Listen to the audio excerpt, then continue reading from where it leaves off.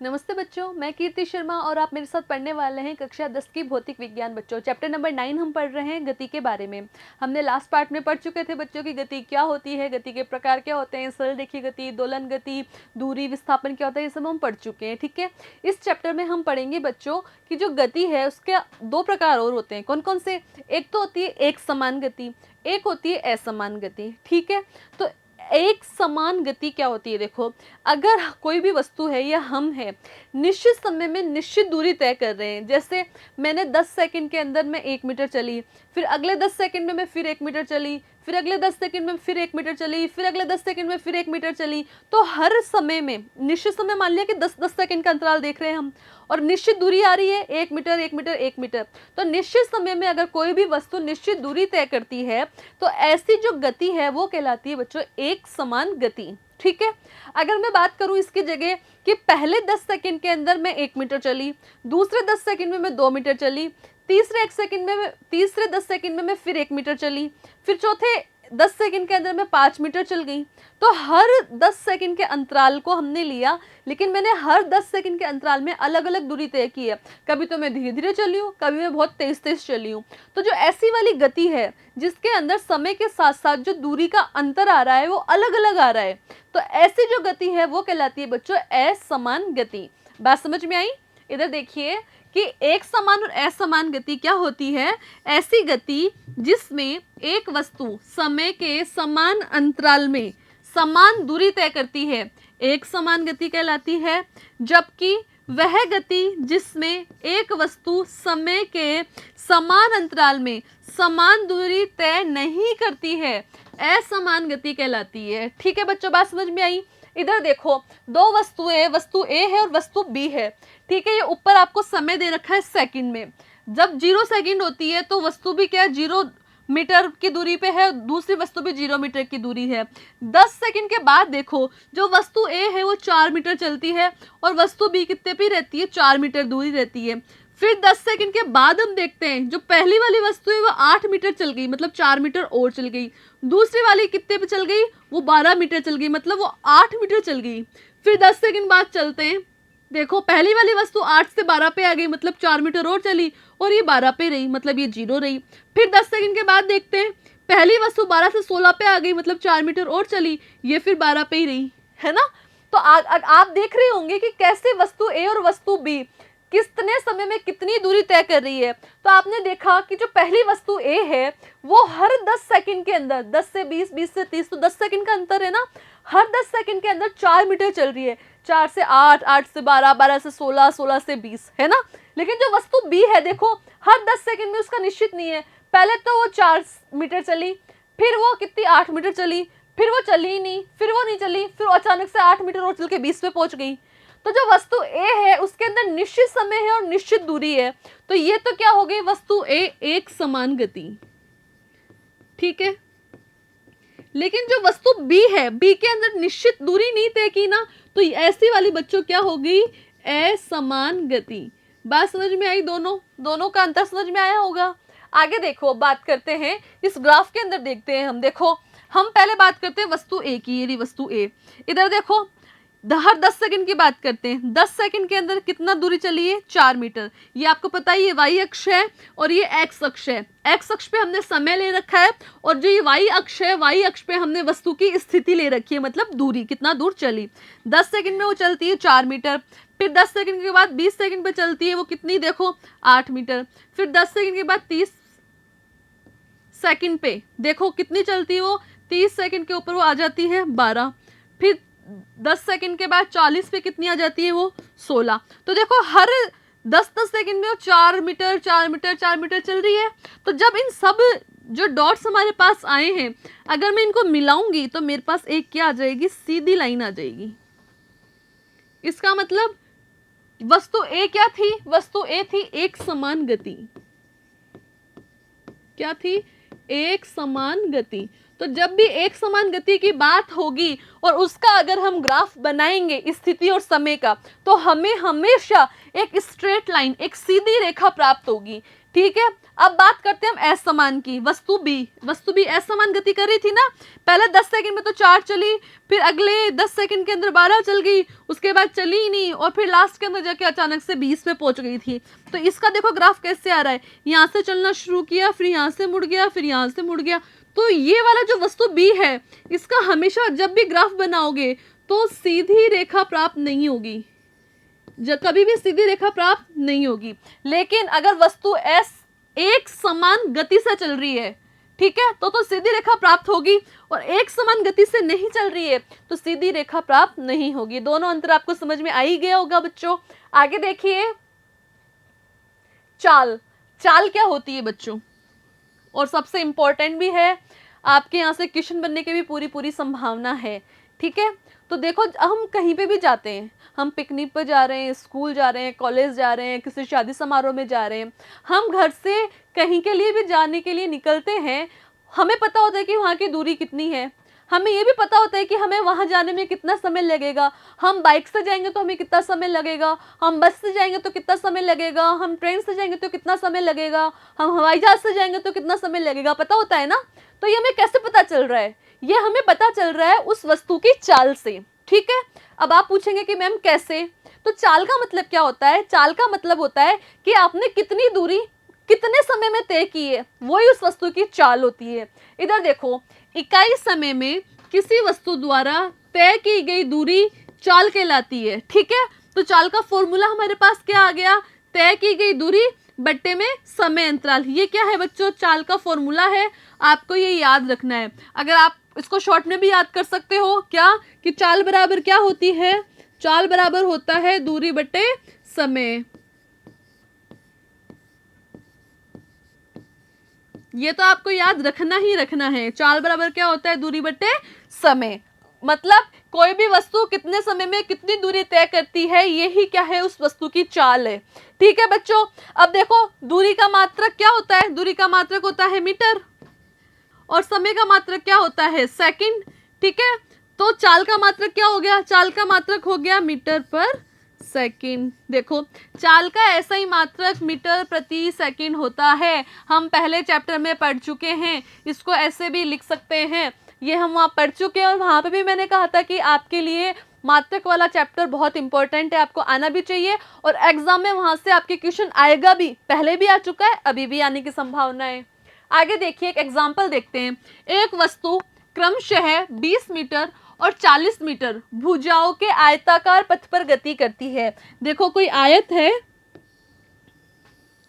20 metre और 40 metre का, इस पे कोई वस्तु गति कर रही है। तो आपको पता होगा बच्चों कि जब कोई आयत होता है तो उसकी जो आमने सामने वाली भुजाएं होती हैं वो समान होती है। कहने का मतलब ये 20 है अगर, तो ये वाली भुजा भी 20 होगी, ये 40 है तो ये वाली भुजा भी क्या होगी, 40 होगी। ठीक है, आगे देखो, यह 2 चक्कर पूरा करने में 30 मिनट का समय लेती है। ठीक है, वस्तु की चाल क्या होगी, हमें चाल निकालनी है। वो ये वस्तु यहाँ से चलना शुरू करती है, बिंदु ए से हमने माना, वो यहाँ से चल के आती है, पूरा ये हो गया 1 चक्कर, फिर वो यहाँ से चल के आती है, ये हो गया पूरा दूसरा चक्कर। ठीक है, अब वो पूछे वस्तु की चाल, तो आपको पता है चाल का फॉर्मूला क्या होता है, चाल का फॉर्मूला होता है दूरी बटे समय। अब हमें पता लगानी है दूरी, तो देखो वो 40 मीटर चली, फिर 20 चली, फिर 40 चली, फिर 20 चली, इसका मतलब 1 चक्कर के अंदर वो कितना चली, 40 प्लस 20 प्लस 40 प्लस 20, कहने का मतलब वो 120 मीटर चली। ठीक है, तो 2 के अंदर कितना चली, 2 के अंदर हो गया 120 इंटू 2 बराबर 240 मीटर। ये तो क्या आ गई उसकी दूरी। अब समय कितना दे रखा है, समय हमें दे रखा है 30 मिनट। देखो बच्चों यहाँ मिनट दे रखा है, जबकि हम मात्रक क्या लगाते हैं, चाल का मीटर पर सेकंड, मतलब हमें इस मिनट को सेकंड में बदलना होगा। और आपको पता है 1 मिनट के अंदर 60 सेकंड होती है, तो 30 मिनट के अंदर कितनी सेकंड हो जाएगी, तो 30 को 60 से मल्टीप्लाई कर दो, कितना आ जाएगा, 1800 सेकंड। बात समझ में आई। अब ये देखो, ये आपके पास दूरी आ गई 240, ये आपके पास समय आ गया। आप इसको सॉल्व करोगे तो ये आपके पास आंसर आ जाएगा 4/30 मीटर पर सेकेंड। ठीक है बच्चों, ये वाला क्वेश्चन आपके एग्जाम में आया हुआ भी है। ठीक है, अब हम बात करते हैं बच्चों वेग की। अब देखो, चाल और वेग लगभग एक जैसी चीजें हैं।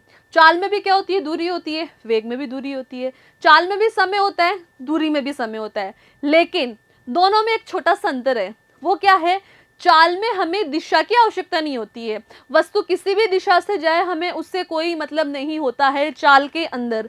लेकिन अगर हम बात करते हैं विस्थापन की बच्चों, तो वहां पे हमें दिशा से मतलब होता है। क्यों होता है दिशा से मतलब, अगर आपको याद आ रहा है, हम लास्ट पार्ट के अंदर पढ़े थे कि विस्थापन है ना शून्य हो सकता है, लेकिन दूरी शून्य नहीं हो सकती, पढ़ा था ना। और दूरी ज्यादा हो रही थी, विस्थापन कम हो रहा था। कब, जैसे कोई वृत्त था, वृत्त के अंदर विस्थापन वापस 0 हो गया। हमने ऐसे ऐसे कोई पथ बनाया था तो उसके अंदर विस्थापन ये आ गया। अगर ये घूम के ऐसे हो जाता तो हो सकता है विस्थापन बदल जाता। तो विस्थापन जब आएगा इसका मतलब वहां दिशा की बात होगी ना। विस्थापन हालांकि है तो दूरी, और हम वेग में क्या करते हैं, हम वेग में विस्थापन की बात करते हैं। क्यों, क्योंकि वेग में हम दिशा की बात करते हैं, और जहाँ दिशा की बात होगी वहां विस्थापन की बात होगी। आपको सीढ़ियां चढ़नी है, ठीक है, और आपके पास उस मंजिल पर जाने के बहुत सारे रास्ते हैं, तो आप कौन से वाले रास्ते से जाओगे, आप उस मंजिल पे उस रास्ते से जाना पसंद करोगे जो सबसे छोटा होगा। सबसे छोटा होगा कि नहीं। तो विस्थापन क्या है, विस्थापन न्यूनतम दूरी है। न्यूनतम मतलब कम से कम, यही है ना। तो न्यूनतम दूरी है, कम से कम दूरी है, तो हम क्या लेंगे, यहाँ दूरी की जगह विस्थापन लेंगे। तो वेग का फॉर्मूला क्या हो जाएगा बच्चों, विस्थापन बटे समय। ठीक है, जबकि चाल में हम क्या ले रहे थे, चाल में हम दूरी ले रहे थे, वहां हमें न्यूनतम दूरी नहीं चाहिए थी, वहां हमें दूरी चाहिए थी। और न्यूनतम दूरी ले रहे हैं इसका मतलब हम दिशा काम में ले रहे हैं। इसीलिए जो वेग होता है वो होती है सदिश राशि। सदिश क्या होती है अभी समझाऊंगी मैं, ठीक है। और जो चाल होती है वो अदिश राशि होती है। अब आपको समझ में आ रहा होगा, सदिश और अदिश। दिश मतलब दिशा, सदिश और अदिश राशियां क्या अंतर है। सदिश, स का मतलब क्या होता है 7, दिश मतलब दिशा। जिस राशि के अंदर दिशा की आवश्यकता होती है वो राशि होती है सदिश राशि, ठीक है। और जिन राशियों में दिशा की आवश्यकता नहीं होती है वो होती है बच्चों अदिश राशि। अब मुझे बताओ, वेग के अंदर दिशा की आवश्यकता थी क्या, बिल्कुल थी मैम। तो वेग कैसी राशि होगी, वेग होगी सदिश राशि। जबकि हम बात करें चाल की, तो चाल के अंदर क्या हमें दिशा की जरूरत पड़ी, नहीं पड़ी ना। तो चाल क्या है, अदिश राशि। इधर देखो बच्चों, वेग का फॉर्मूला क्या हो गया, विस्थापन बटे समय। अब देखो, वेग और चाल का मात्रक एक ही है। क्यों, क्योंकि विस्थापन भी क्या है, एक तरह की दूरी है, और दूरी का मात्रक क्या होता है, मीटर होता है, और समय का मात्रक सेकंड होता है। और यही मात्रक हमने किसका पढ़ा था, चाल का पढ़ा था। तो चाल और वेग का मात्रक क्या एक ही है, क्या है मात्रक, मीटर पर सेकंड। कौन सा मात्रक है, ऐसा ही मात्रक, ठीक है। या ये तो हो गया छोटा मात्रक। अगर हम बड़े लेवल पे बात करें तो मीटर की जगह हम किलोमीटर काम में लेंगे, और सेकंड की जगह हम हॉर काम में लेंगे, ठीक है। तो किलोमीटर प्रति घंटा। तो इधर देखिए, वेग और चाल का मात्रक एक ही है, मीटर पर सेकंड या किलोमीटर प्रति घंटा। अब इधर देखिए, ऐसी राशियां जिनमें दिशा होती है क्या कहलाती है, सदिश राशियां कहलाती हैं। और जिनमें दिशा नहीं होती है वो कहलाती है अपने अदिश राशियां। बात समझ में आई। तो चाल क्या है, चाल अदिश राशि है। क्यों, क्योंकि इसको दिशा की आवश्यकता नहीं है। जबकि वेग क्या है, वेग सदिश राशि है। क्यों, क्योंकि हम इसमें विस्थापन काम में ले रहे हैं, और विस्थापन के लिए दिशा जरूरी होती है। इसका मतलब ये क्या है, सदिश राशि है। समझ आई बात। आगे देखिए,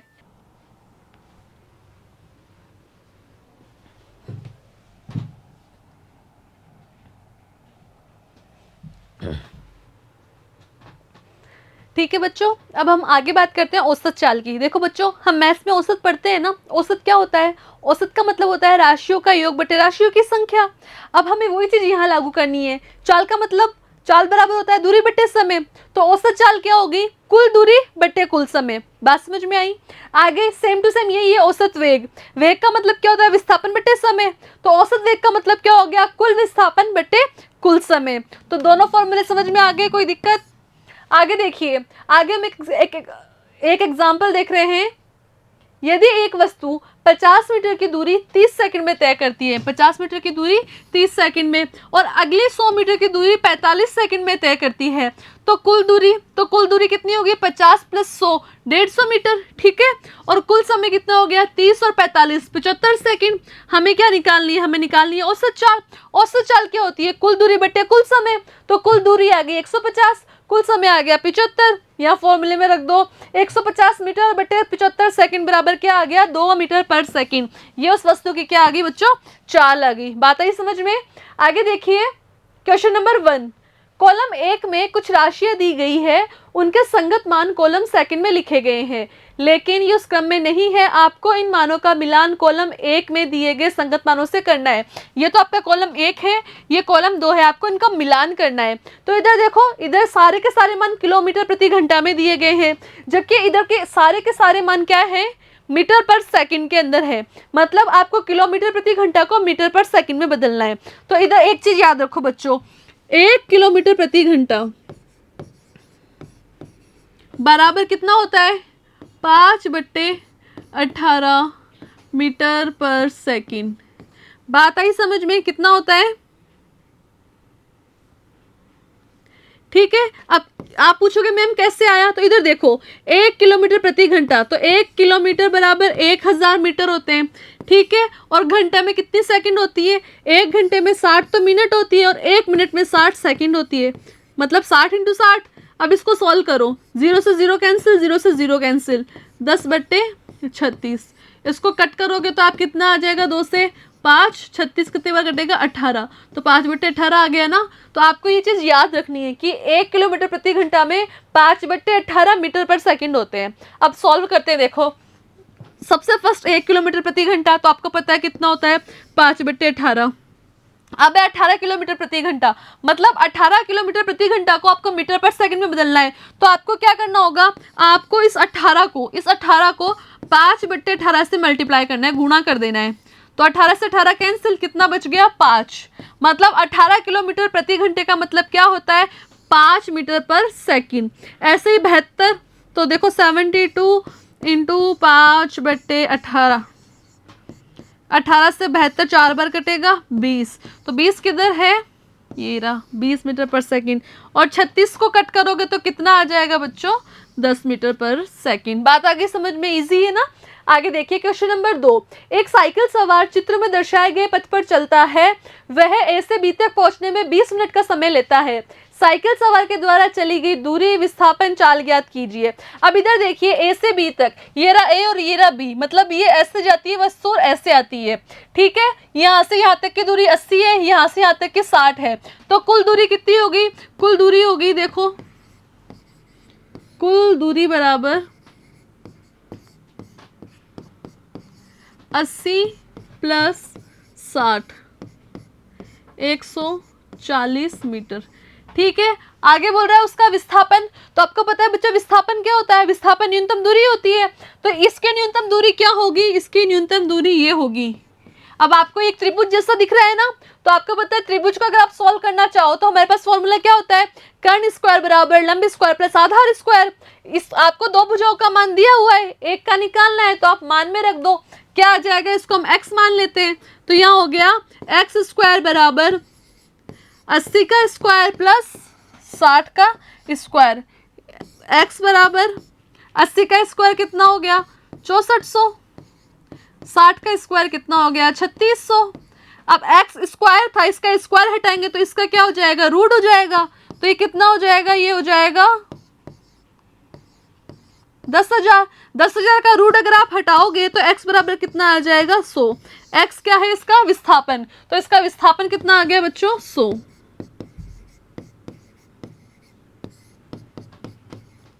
मीटर।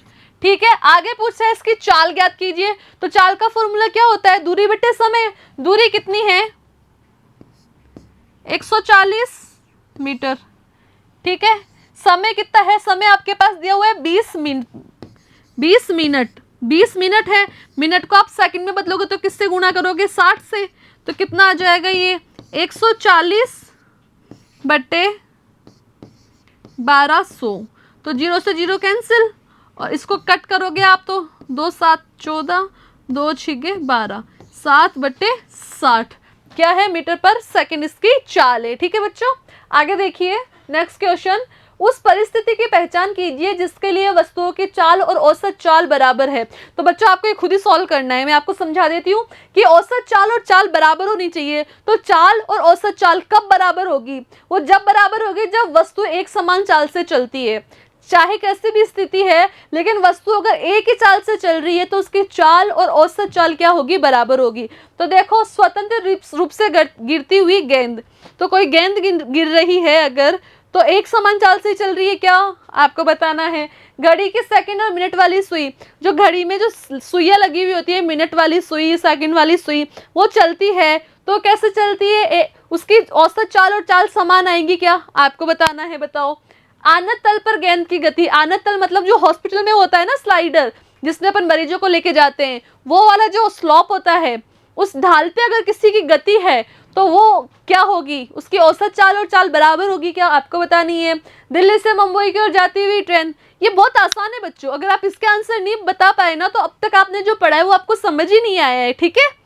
आगे देखिए, एक वस्तु की गति का दूरी समय ग्राफ नीचे दिया गया है।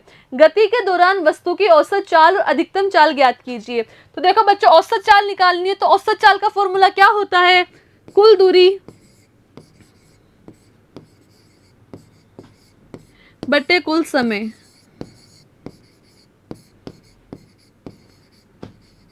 इधर देखो, दूरी ये रही और समय ये रहा। कुल दूरी कितनी है? यह लास्ट पॉइंट ये रहा 28 है, मतलब 28 मीटर। और समय ये रहा सेकंड में, समय कितना आ गया? 14 बटे 14 सेकंड। तो क्या आ गया? 2 मीटर पर सेकंड से, ठीक है। नेक्स्ट क्वेश्चन देखिए, नीचे सारणी में एक वस्तु द्वारा अलग अलग समय में तय की गई दूरी दी गई है।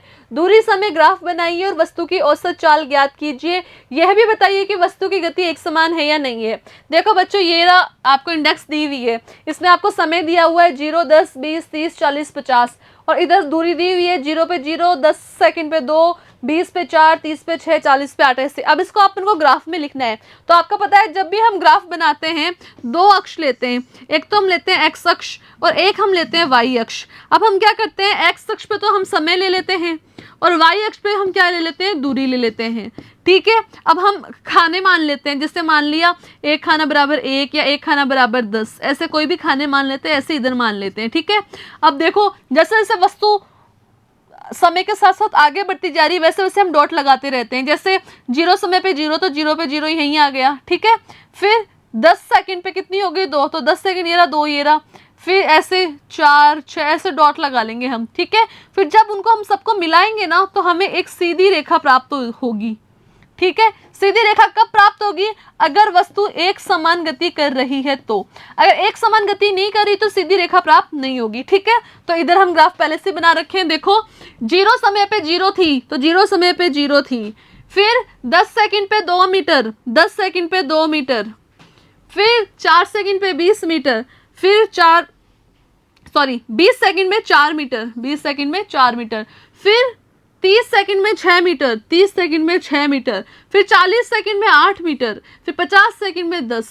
अभी जितने भी डॉट हैं उनको हम मिला लेंगे आपस में ही, देखो तो हमें क्या प्राप्त हो रही है? एक सीधी रेखा प्राप्त हो रही है।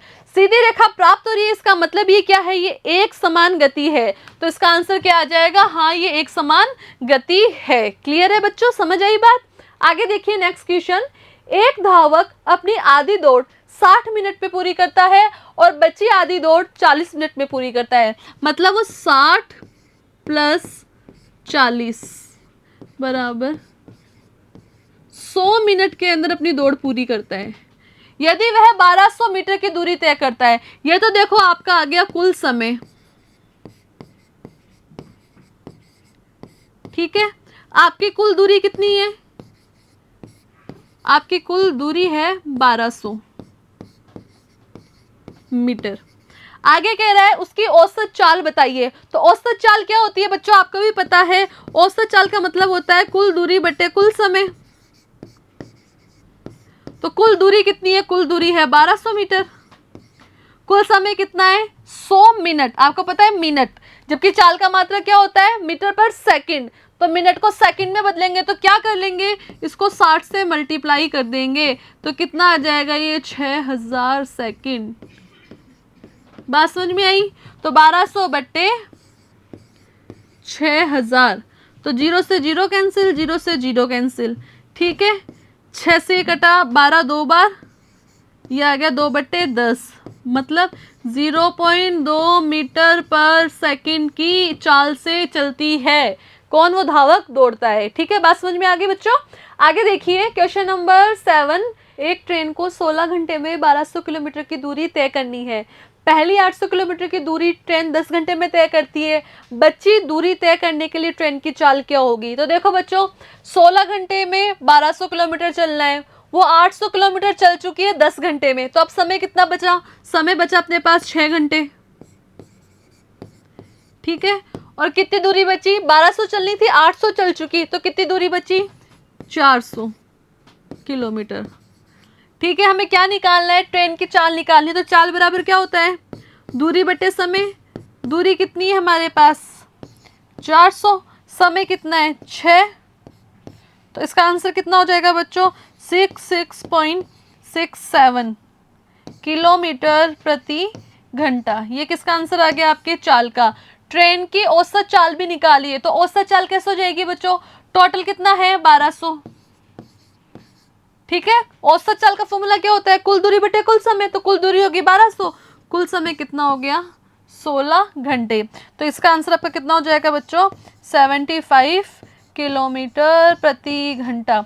ये तो आपकी आ गई चाल, और ये आ गई आपकी औसत चाल। समझ आई बात? नेक्स्ट क्वेश्चन देखिए।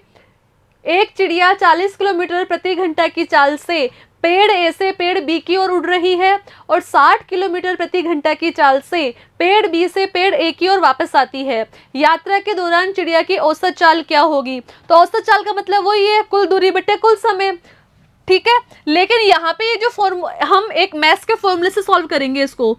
फॉर्मूला क्या है? 2ab बटे a प्लस बी। इससे बहुत जल्दी से सॉल्व हो जाएगा। a क्या है? पहली चाल। b क्या है? दूसरी चाल। क्योंकि हमारे पास और कुछ दे नहीं रखा ना दूरी बता रखी है, बस इतना ही है कि इस पेड़ से उस पेड़ पे जा रही है, उस पेड़ से इस पेड़ पे आ रही है। बस हमें क्या बता रखी है? हमें चाल बता रखी है, ना तो समय है हमारे पास ना दूरी है। इसलिए हम ये फॉर्मूला लगा के करेंगे मैथ्स का। तो क्या हो जाएगा? 2a का मतलब पहली चाल कितनी है? 40। b का मतलब क्या है? दूसरी चाल कितनी है? 60। नीचे क्या आ जाएगा? a plus B, 40 plus 60। इसको जब आप सॉल्व करोगे तो क्या आ जाएगा?